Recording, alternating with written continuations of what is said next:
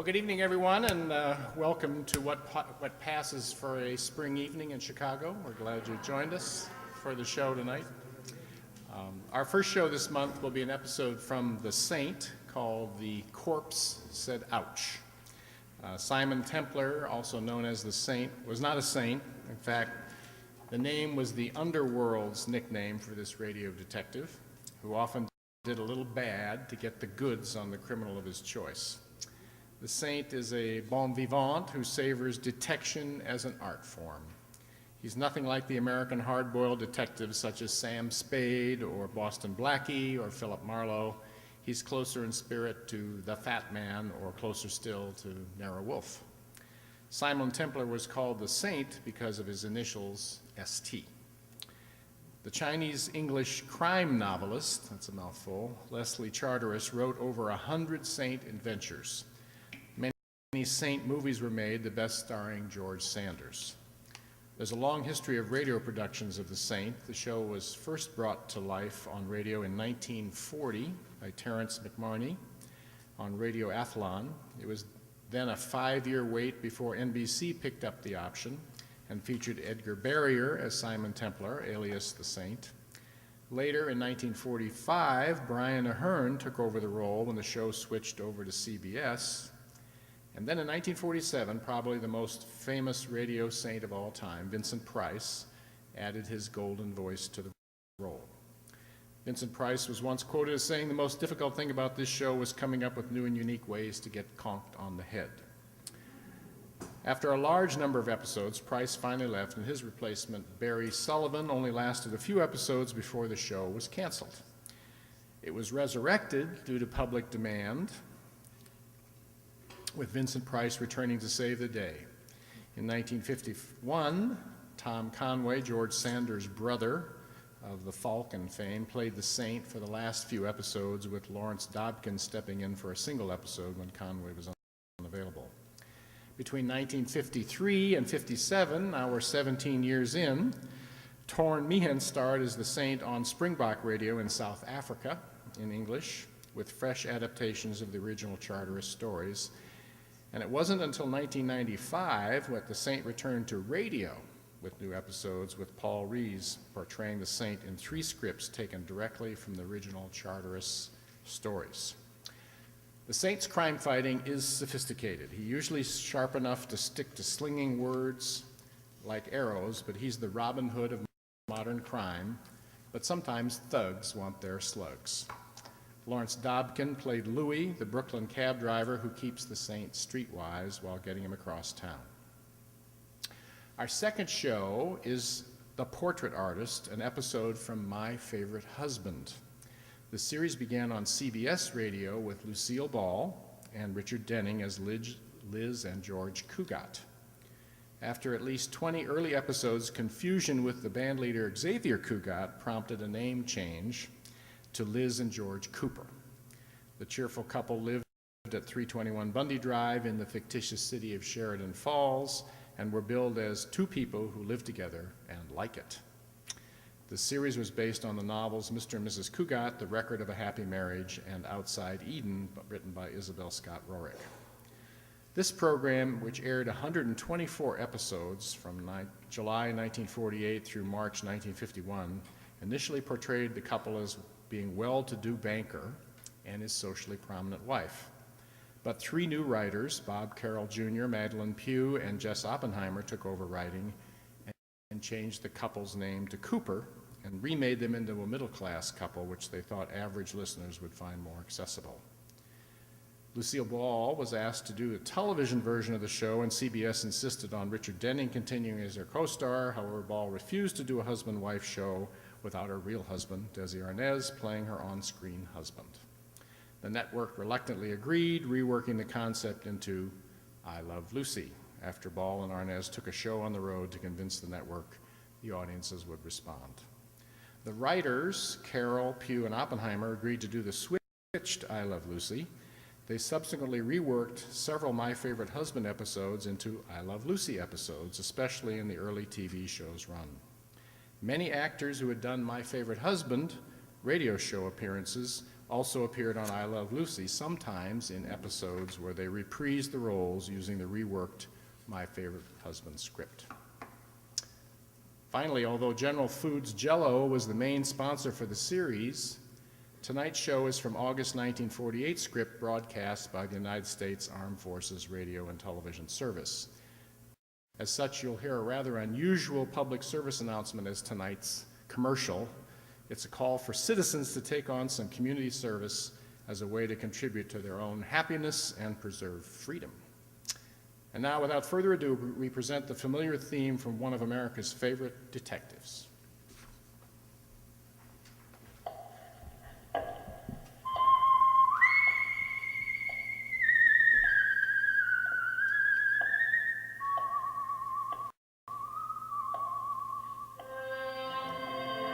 The Adventures of the Saint, starring Vincent Price.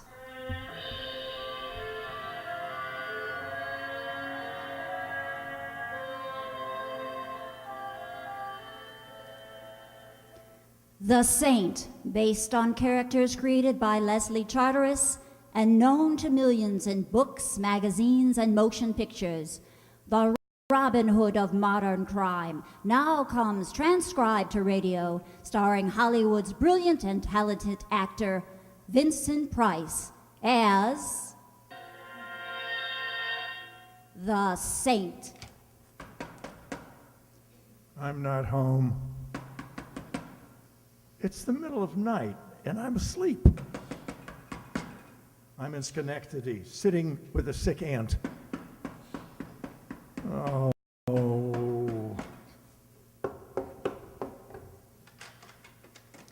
Hello. Hello. Are you Simon Templar? Come in and we'll compare Social Security cards. Thank you. I thought you were in Schenectady, Never heard of the place. sitting up with a sick aunt. She recovered suddenly. Simon, I need help, desperately, Why? because I'm dead. You're what? Dead? Well, of course, some of my best Oh, friends. Simon, my name is Frances Blake. Here, read this.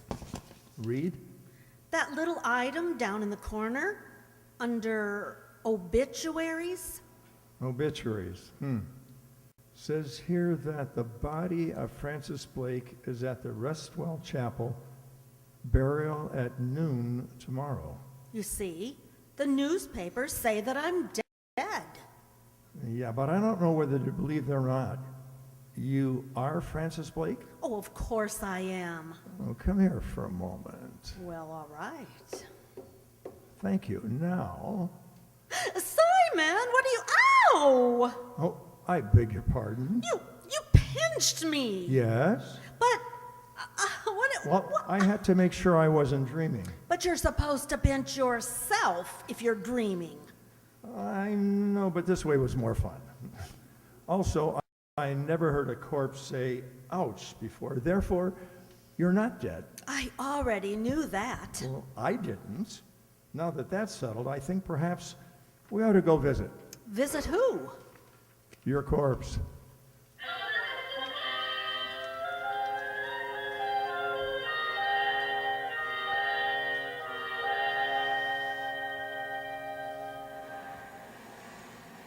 Taxi, taxi. Day or night, rain or bright. Never mind, Louis. Ah, Mr. Templar, had I known it was you, I wouldn't have bothered with the whimsy. If I knew it was you, I wouldn't have bothered. However, Francis, Thank you. Louis perhaps should be explained. He's a cab driver I try to avoid. I rarely succeed, which proves to me that my life isn't all that it should be. Keep it clean. And where at this hour tonight are you going? The Restwell Chapel. Get another cab. Louis, Okay. Some sport. Takes a girl to see a funeral parlor in the middle of the night. I'm merely taking her home. She lives in a funeral parlor? She's dead in a funeral parlor. Who's dead? Miss Blake. Huh? Me. Excuse me, but I was just I gonna... was just going, Louis, don't take your hands off the wheel. I already did. Yeah, so... She said, ouch. Personally, I would have liked to find out for myself, but if you say so... I do. I'll take your word for it. Only how you gonna explain to the funeral parlor her riding around in cabs with you? Simple. I am apparently the kind of a man a girl wouldn't mind being seen dead with.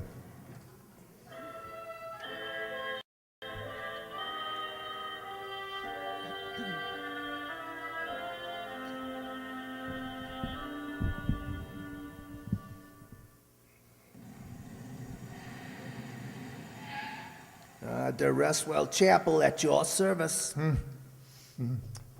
Louis, I know. Wait. But I'm telling you one thing, considering the type of company you're keeping, I ain't waiting till nobody plays no hot licks on a trumpet, see? I don't think you'll have to. Come along, Francis. All right.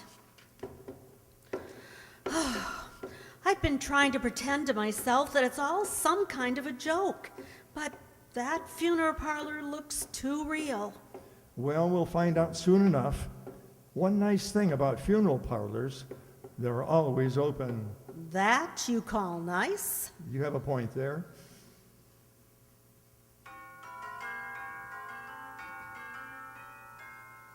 Listen to that doorbell. Chopin at last. At least, rather.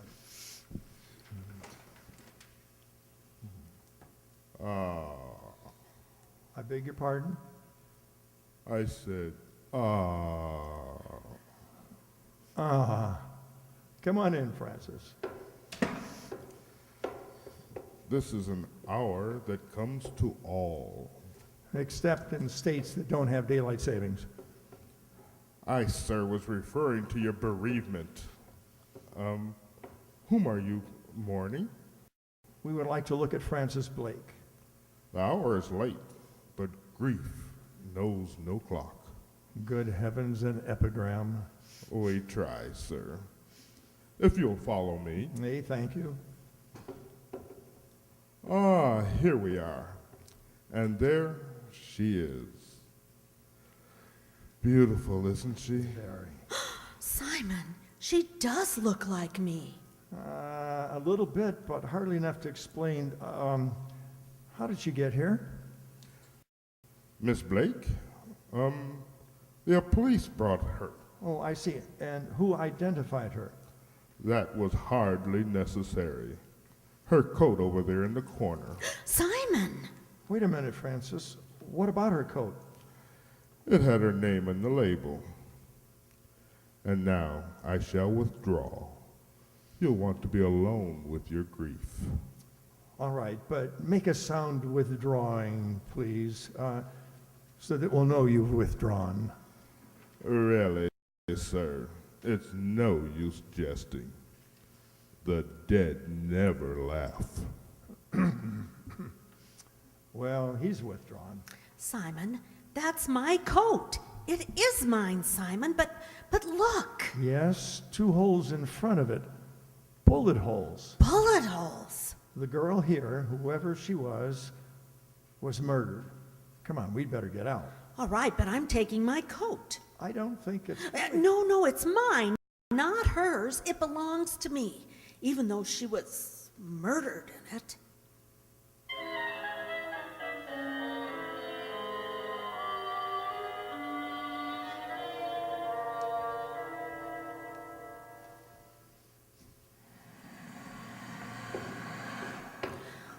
What was that girl doing with my coat? Wearing it when she was shot, presumably. But why? I mean... But there's another question, perhaps a more important one. Why was she shot in the first place? I suppose she had enemies. Have you? Back again? Yes, we're back again. Francis. Oh, thank you. Little lady lost her place? Francis, where do you live? The Thornton Towers. Louis? I hoid.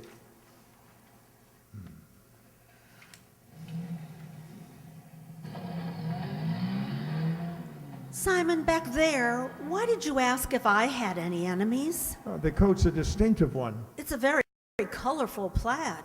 Yes, the girl back in the funeral parlor was murdered while she was wearing it.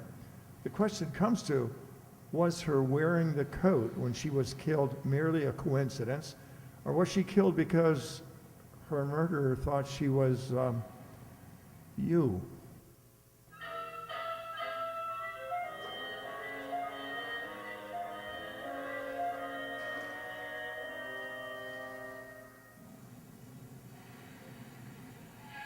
You know, the Toynton Towers. Yeah, here we are, Louis, and, I know. Don't wait. On account of you sitting up with a dead friend. good night, Louis. Good night. Good night, folks.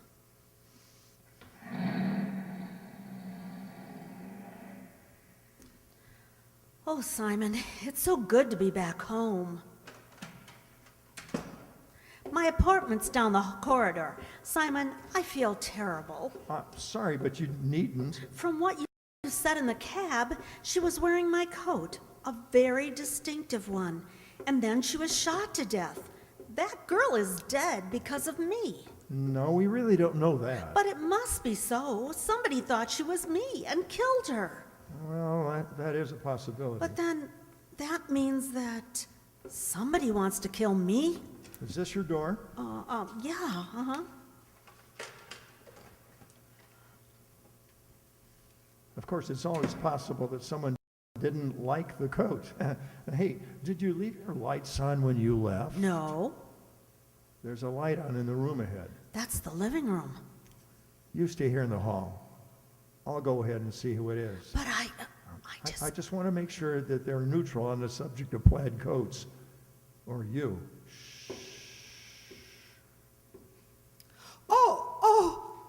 Hello. Hello. Ah, how she was beautiful, your wife. My what? Your wife. It's her picture on the desk there, no? Well, that does seem to be a picture of Frances. And your name, she is? My name's Simon. Ah, it is a name that fills herself with the soul, no? No. I knew that tonight of all nights you would be lonely, so I decided... Believe me, I'm not lonely. So I am here. Oh, your wife, she must have been a wonderful woman. Well, she, Your life with her was a magnificent symphony, no? chamber music would probably be more accurate, if you must know. And now that she is at last gone, I am here. Without even a pause for station identification. Look, who are you? I am Olga. Simon, who is she? Olga. Who is she? Frances. And now that you two have met, I would like... Waiting a moment, huh? Aha! I look on the picture, I look on the flash. The what? The flash, of which I might adding, your wife is perhaps carrying a little too much here and there, huh? Especially there. Now, just a minute. Mustn't point, Olga. Bad manners. But I'm seeing your wife. She's not dead. She isn't. That is, Frances isn't. If you like, you can try pinching her. I never pinch, except boys. Simon, you are disappointing me. Goodbye. Well, that was quite a performance. Personally, I didn't care for her cadenza. Well, I don't know. It was a nice cadenza, and the tutti was definitely fruity. Frances, the whole thing was a camouflage. For what? Take a look at your room. The room? Oh, Yes, it looks as if a junior hurricane had visited it. you mean somebody, Olga, searched the room? Yeah, this one and, the bedroom as well. Oh, but Simon, what was she looking for? I don't know. Whatever it was, she didn't find it. Our entrance stopped her search. Well, I'd better start straightening things up a bit. Good idea. I'll help you. Well, shouldn't you be going home? Oh, I don't think so. You may get some visitors later on, and rougher ones than Olga. Why? Well, maybe they'll tell us if we ask them prettily. In the meantime, Yes, Simon. we can practice the overture, that symphony Olga mentioned.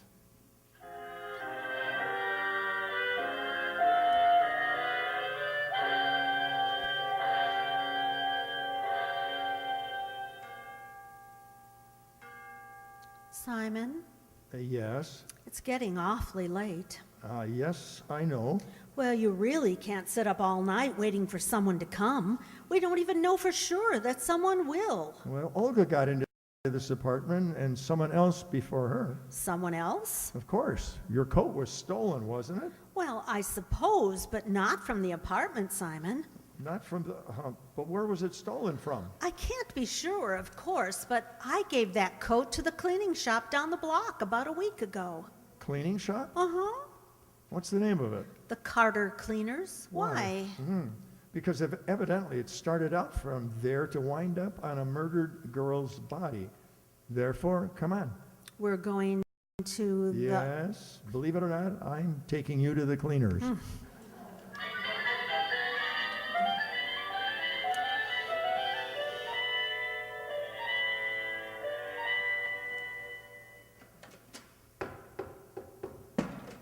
Hey, Oh, what, Lou? I thought I told you not to wait.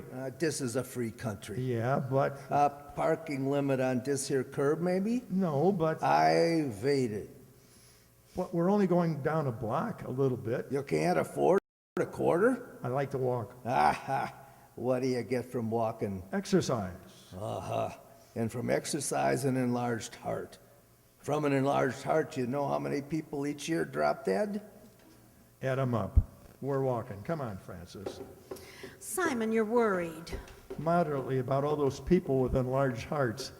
This is the place. Yes. Front door's shut, but there's a light inside. Let's try. It's locked. However, I think someone's coming. do you recognize him? Yes, that's Mr. Maxon, the manager. What do you want? Do you mind if we come in? Look, it may have escaped your attention, but it happens to be 2 o'clock in the morning. What do you want, anyway? We want to get in out of the rain. It's not raining. But suppose it starts raining. I happen to be a very tired man. You should go home earlier. I shouldn't be bothered by drunks. I'm not drunk. We stopped by for Miss Blake's coat. Coat? The plaid. As I mentioned before, we're not open for business. Then what are you doing here? I'm crazy for carbon tetrachloride fumes. I still would like the coat. Oh? Then do please stop by. In the morning. Simon, why did you try? I wanted to find out if the cleaning store knew the plaid coat was gone. But we didn't find out, did we? No, nevertheless, we've worried Mr. Maxton. Thank heaven Louie's handy. Hey, Louie! Louie!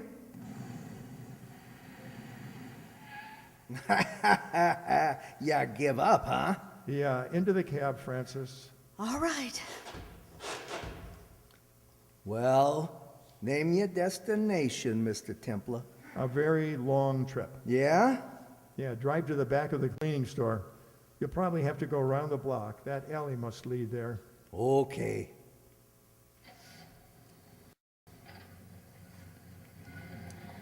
Simon, why are we going to the back of the store? Because we're going in? No, because I suspect Mr. Maxton is going out.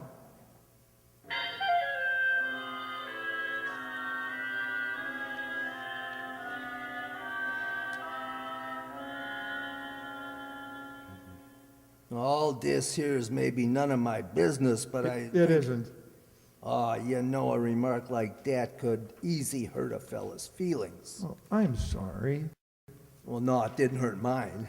I'm sorrier still. But you're not spending this PM in the way a PM should be spent. Nonsense.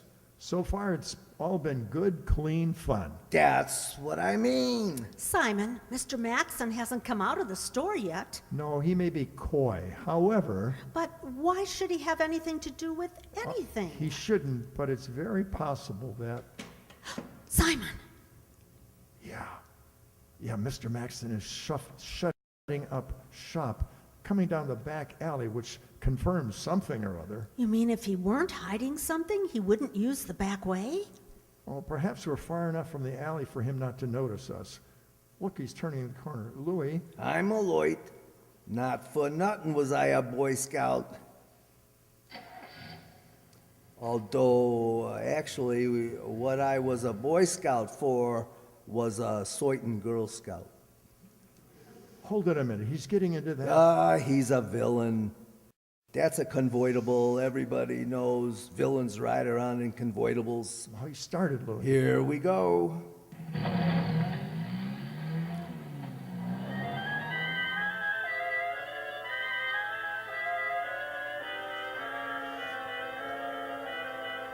Hey, look, Maxon's stopping. Yeah, I better stop right here, huh?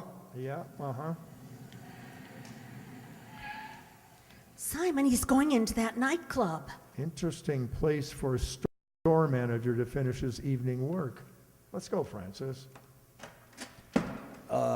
Leave me know how the floor show is. I'll be sure to.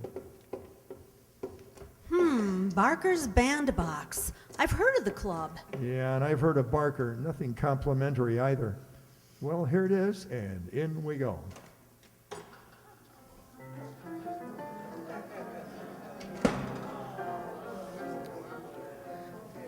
Dark, crowded, and needs ventilation. Floor show? Emphasis on show. Simon, Mr. Maxon's over there. Yeah, ducking out that door near the piano. Let's follow in his shifty footsteps, huh? Gee, I hope nobody notices us. With what's going on, or rather coming off, I don't think so. Oh, it's so dark in this hallway. Yeah, listen. I can't hear what they're saying. We can get a little closer. Simon. Now wait a minute, Barker. I waited long enough. Where are the stones? I told you, the girl disappeared. I know what you told me. That don't get me the stones. Now suppose you tell me where are the stones. I don't know where they are. Stones? Yeah, Barker's got quite a reputation as a crook of various kinds. Stones are jewelry, and unquestionably stolen jewelry. Having fun, fellas? Hope I didn't frighten you, lady. Coming up behind you's two nosy people like this. It was her asthma. Yeah? This here's a rod. How cute. Could, I see it? Hey, let go. Simon, I've got his gun. Yeah, and I've got a fist. Let's see what happens. Ooh. How gratifying. I hit him, and he fell down. Jake, Come on, all that could happen to us here could be fatal. Jake.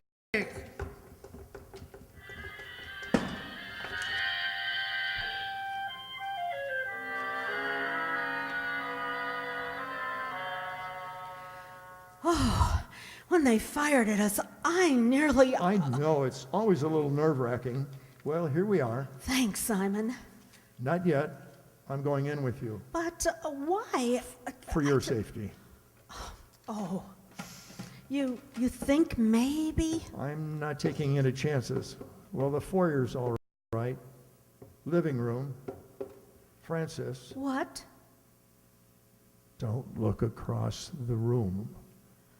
Olga's back, but this time she's staying. How do you... I hoped you wouldn't see her. She isn't beautiful anymore. Oh, no, just dead. I'd better phone the police. Wait, Simon, you know this thing started with Frances Blake being dead. But it wasn't Frances Blake, it was another girl. And then someone else got killed, Olga. Still not Frances Blake. Simon, the next time, do you think it will be me?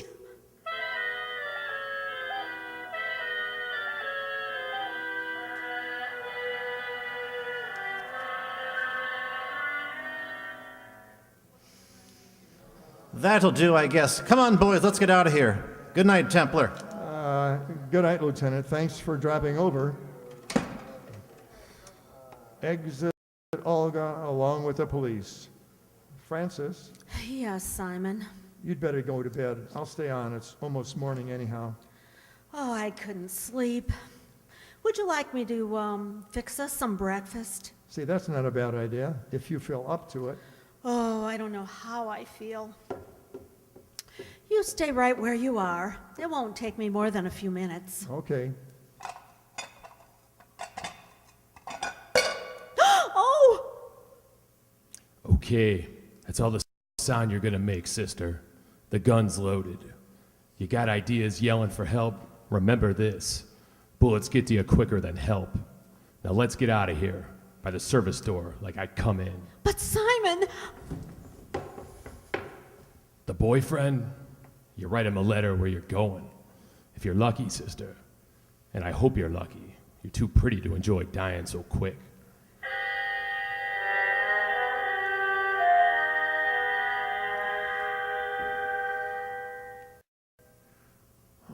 Hey, Francis, what are you cooking? Steak? Francis, I don't intend to oversee your cooking, but Francis? Francis?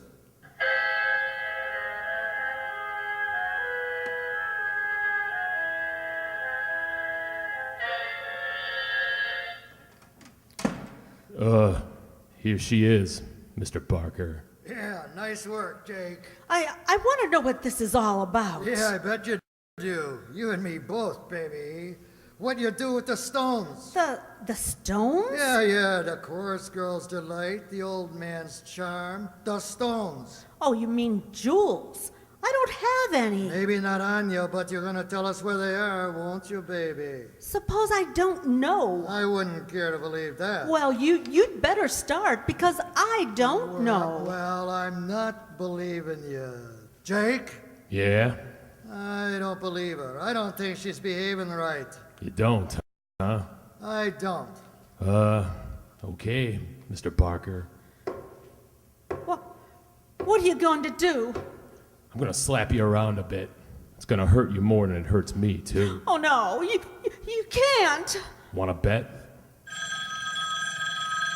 Hold it a minute, Jake. I'll get it. Barker? Who Barker? are you? Simon Templar. You got Francis Blake there, haven't you? It's your phone call. You must have. Listen, if you don't hurt her in any way, I'll get you the stones you're looking for. She doesn't know where they are. That a fact. Where are the stones? The Carter cleaning shop. Look, don't hand me that. We already been through the joint. But you didn't know where to look. Yeah? Yeah, could be a deal. Okay, but your girlfriend will be under gun all the time. First funny move, she gets it. No funny moves. Be seeing you. Okay, Jake, we're going visiting. Maybe we'll trade in the babe for the stones if the stones are handed over. If they ain't, we'll just trade her in.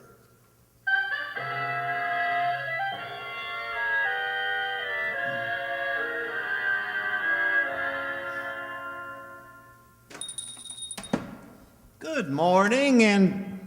Oh, you were here last night. That's right, Mr. Maxon. I was looking for a plaid coat. Plaid? Yes. Maybe it would be here on this rack. Oh, it wouldn't be there. You see, this rack's for dresses. And this is for last night. Oh! Sorry to upset you, Mr. Maxton, but the company's coming and I've got to set the tables for them.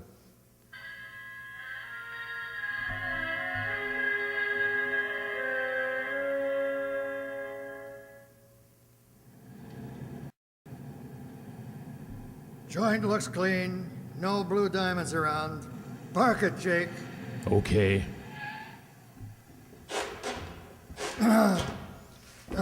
Here we go, baby. I can walk by myself. Yeah, I know, but I enjoy your company. Simon! Hello, Francis.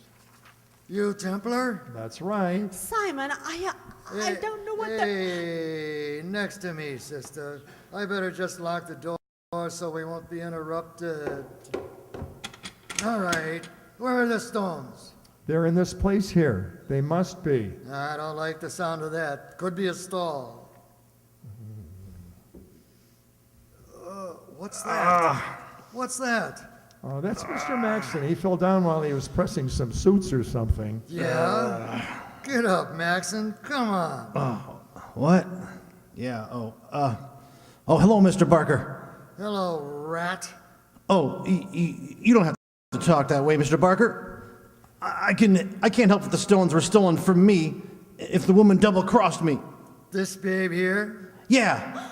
Why don't you work her over, Mr. Barker, and her boyfriend?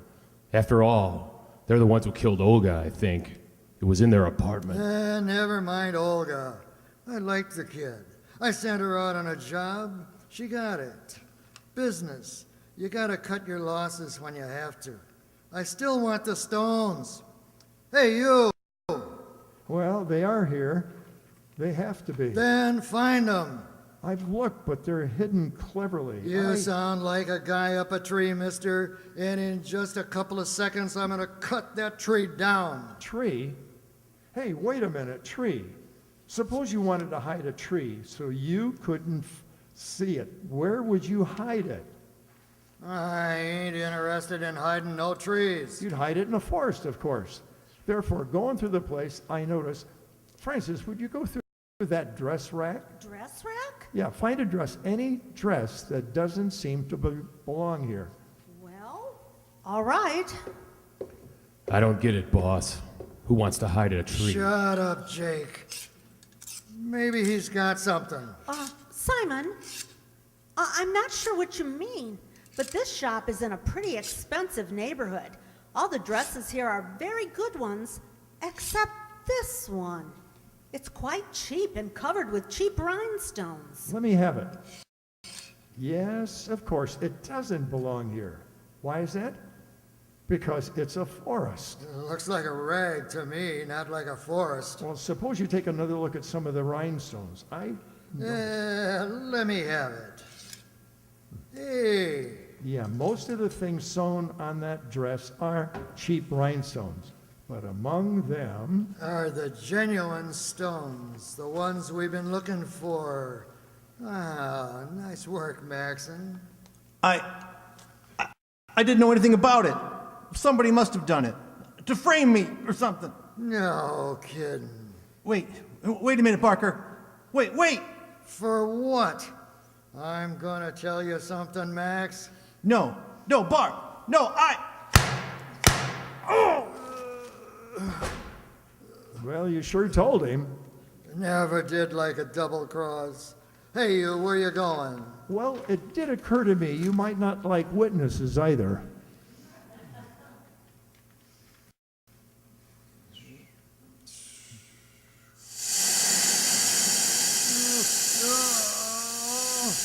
Francis, stay behind me. That machine built up quite a lot of steam pressure.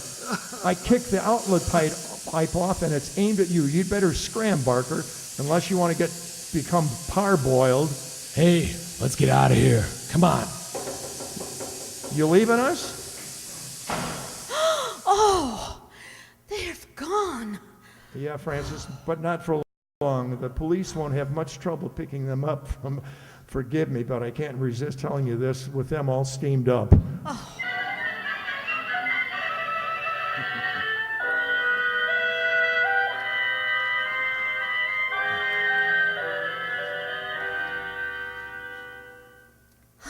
Simon, I'm terribly grateful, but I can't resist. Oh, Francis. Asking you what it was all about. Oh, an intellectual, huh? Uh-huh. Well, you see, Francis, Maxon, and Barker were partners in the jewelry business, illegitimate. They worked out a nice idea. They'd use very distinctive clothes, left with a cleaning shop as disguises for themselves and for their confederates. Oh, and the disguises, which couldn't be traced, because they'd lead back to perfectly innocent people who had alibis and everything. That's right. And the last job they did involved a girl who wore your plaid coat while stealing the jewels. Oh. Mason, however, decided he wanted all the jewels for himself. So he killed the girl and hid the stones. And Olga? Well, he had to kill Olga because she suspected something wrong and came to this apartment because that's where the plaid coat came from. Mm-hmm. Well, but how did you know that Maxon had killed her? Well, back in the shop, he said Olga had been killed in this apartment. How did he know that? Because he killed her. Oh, Simon, what would I have done without you? The question is, what are you going to do with me?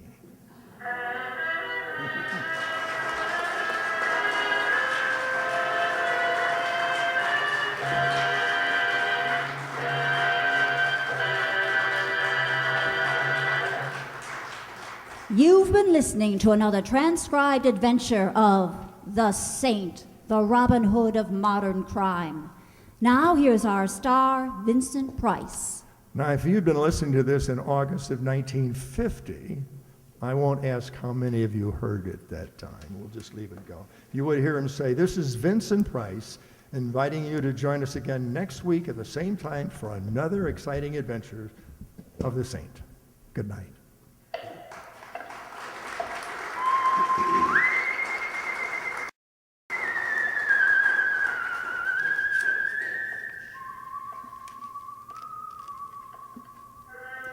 Tonight's script of The Saint was written by Louis Vittes.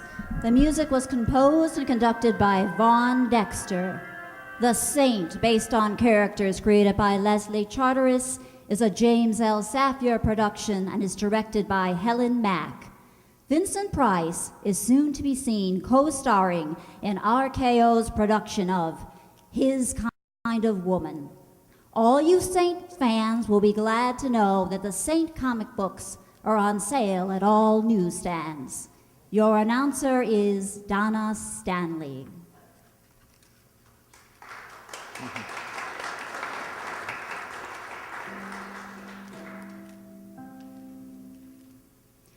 Let me introduce our players in tonight's show. The role of the Rye detective Simon Templar was played by Roger Morris.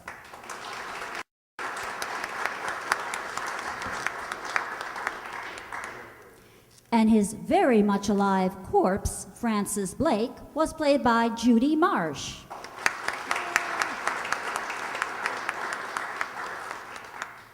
Simon's ever-present advisor and cab driver, Louis, was played by Jay Summerfield.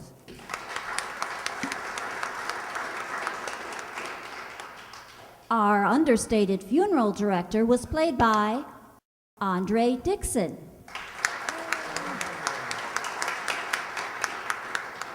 And one of our murder victims, Olga, was played by Sue Gajinski.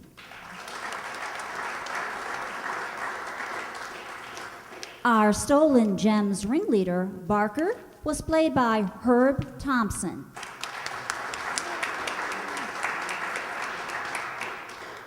And his sidekick bouncer, Jake, by John V. Gelsomino.